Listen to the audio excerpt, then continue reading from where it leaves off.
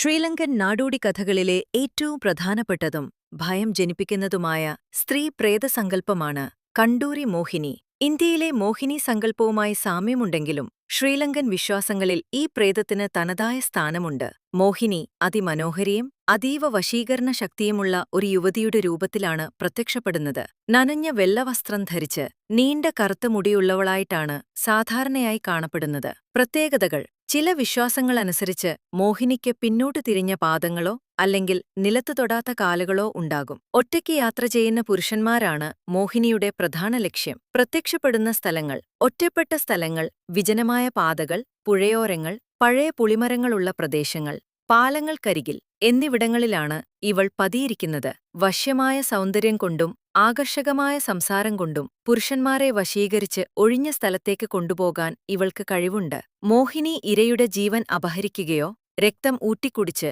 ഇരയെ പ്രേതമാക്കി മാറ്റുകയോ ചെയ്യുമെന്നാണ് ശ്രീലങ്കൻ ഗ്രാമീണർ വിശ്വസിക്കുന്നത്.